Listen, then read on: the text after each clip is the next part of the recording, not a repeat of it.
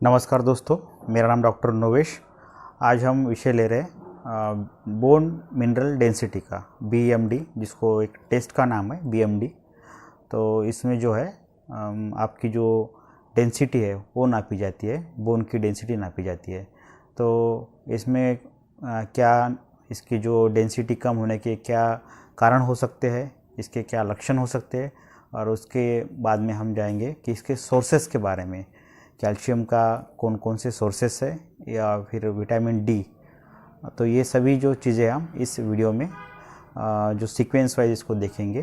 तो पहले हम जाते हैं कि ये जो ऑस्टियोपोरोसिस या फिर ऑस्टियोपेनिया ये क्यों रहता है, इसका क्या रीज़निंग है, किस कारण से ये बनते हैं, क्या डाइट नहीं होने के कारण ये बनते हैं, तो ये हम देखेंगे।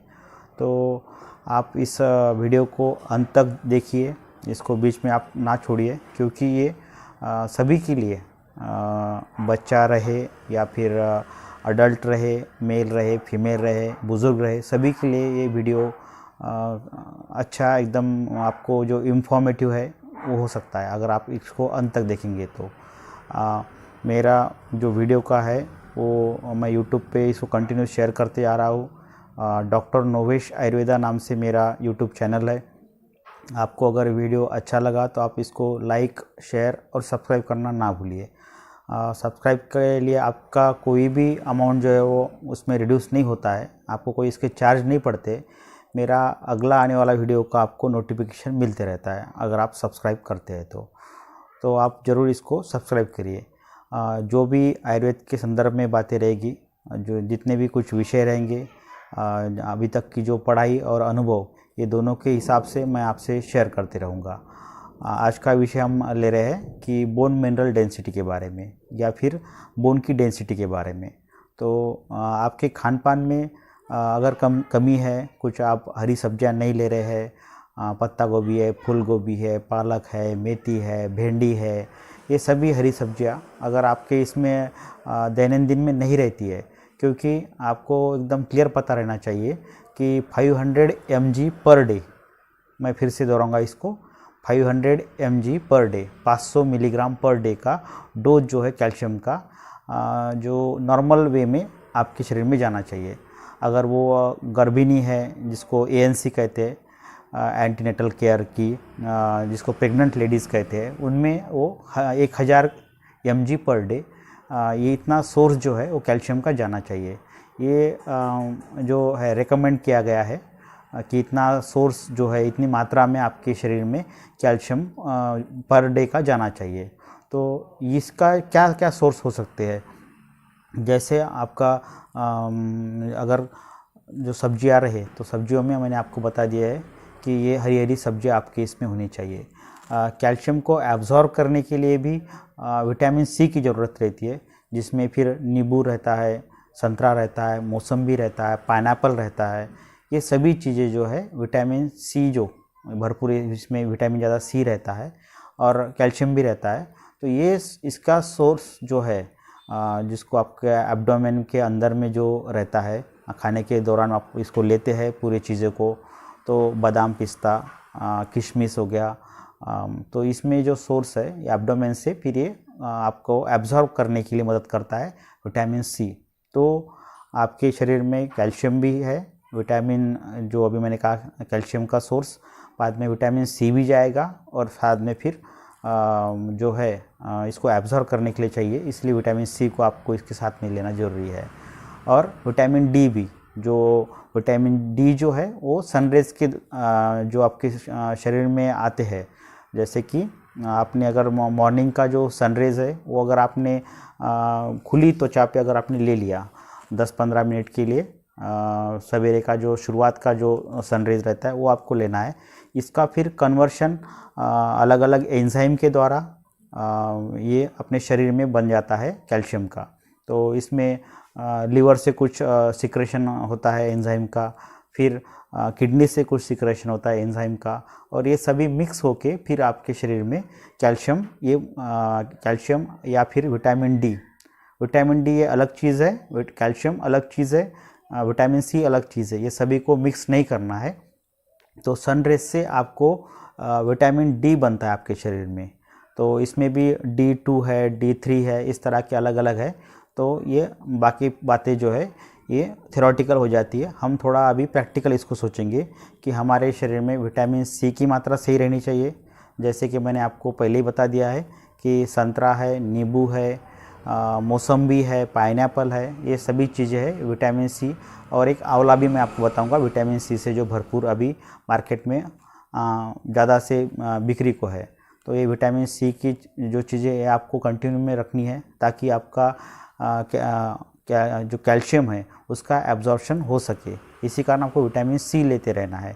और विटामिन डी जो है आपका वो सनराइज से बनेगा। अगर आप सवेरे वॉकिंग जो है मॉर्निंग वॉक अगर करते हैं, आधा 2-3 किलोमीटर जा रहे हैं, 2-3 किलोमीटर वापस आ रहे हैं, तो इसके दौरान में आपके जो त्वचा पे सनरेज आएगा और बाद में फिर आपकी ये जो बॉडी है इसको खुद ही उसको विटामिन डी को बनाएगी।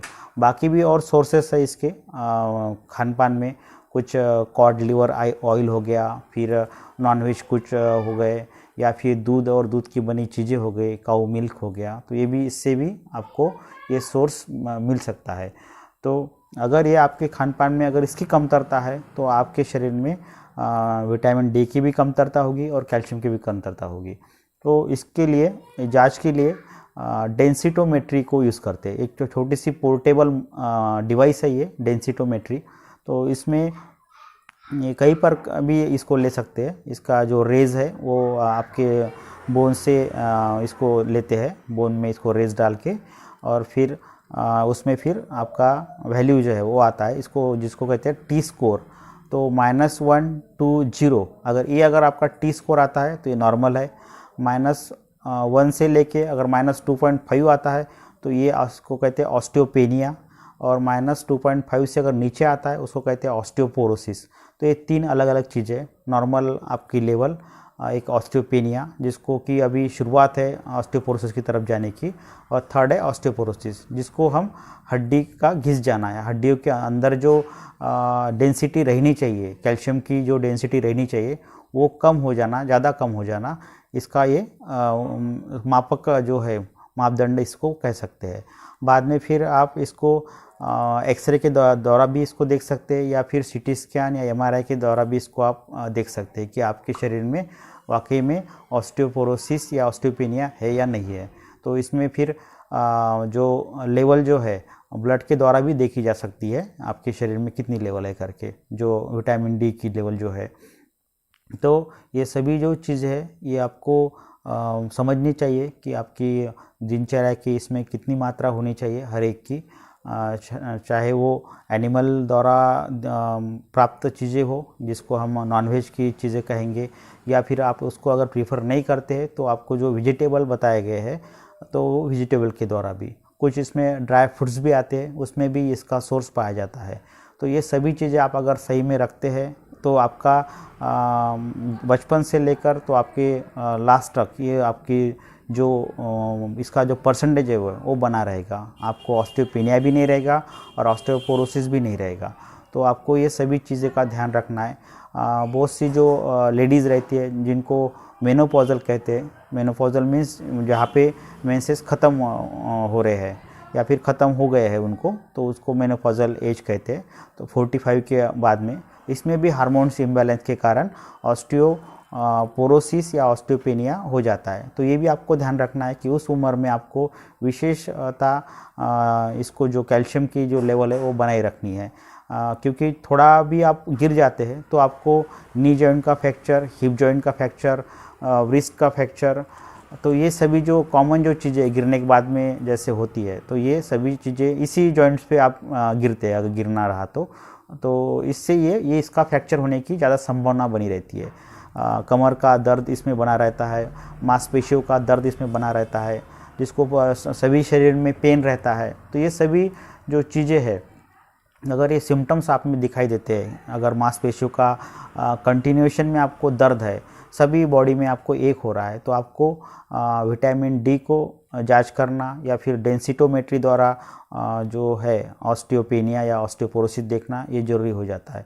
और अगर इसमें अगर ट्रीटमेंट की बात अगर कहेंगे तो ट्रीटमेंट में फिर कैल्शियम को आपको ओरली ले सकते हैं, जिसमें कि कुछ कुकुटांडत्वक भस्म रहता है, शंख भस्म रहता है, गोदंती भस्म रहता है, अश्वगंधा शतावरी जैसे कुछ प्लांट है, या फिर सिसस क्वाड्रेंगुलरिस करके आता है एक, जिसको अस्थि श्रृंखला नाम से भी जाना जाता है। ये सिसस क्वाड्रेंगुलरिस इसका लैटिन नाम हो गया और जनरल इसको अस्थि श्रृंखला कहते हैं। तो ये प्लांट भी हम यूज़ करते हैं अगर आपके शरीर में ऑस्टियोपेनिया या ऑस्टियोपोरोसिस है।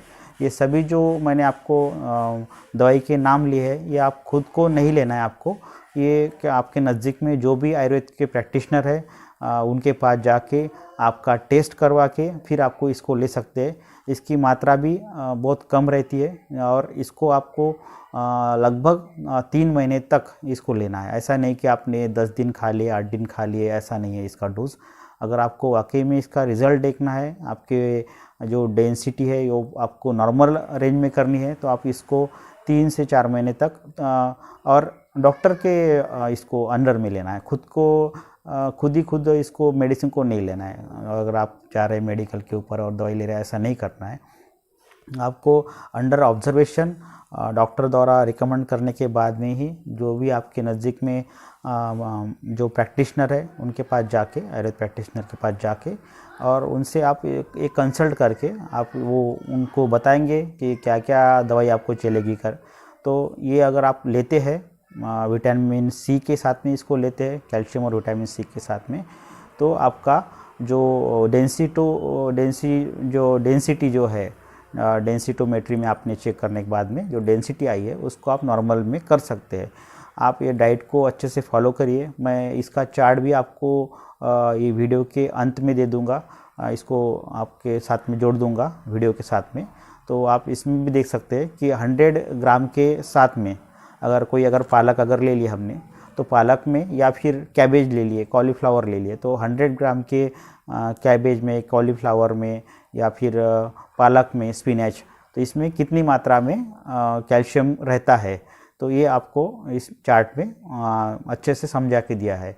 काऊ मिल्क हो गया तो इसमें कितना रहता है, या फिर एप्रिकॉट है या फिर आलमंड है तो इसमें कितना रहता है, तो ये सभी बातें इसमें है। और अगर नॉनवेज का कोई अगर है तो नॉनवेज में भी अलग अलग प्रकार के नॉनवेज में जो अगर मांसाहारी जो कोई है तो उसमें भी अलग अलग 100 ग्राम में कितनी मात्रा में कैल्शियम रहता है वो भी इसमें डिटेलिंग में आया है। तो आप इसको अच्छे से देखिए इस चार्ट को और समझिए, और अपना जो कैल्शियम लेवल है उसको, या फिर डेंसिटी जो है अपनी बोन की डेंसिटी है, इसको आप नॉर्मल रखने में मदद कर सकते हैं। आपको अगर ये वीडियो अच्छा लगा तो इसको आप ज़रूर लाइक करिए, शेयर करिए और सब्सक्राइब करना ना भूलिए। धन्यवाद। जय हिंद, जय आयुर्वेद।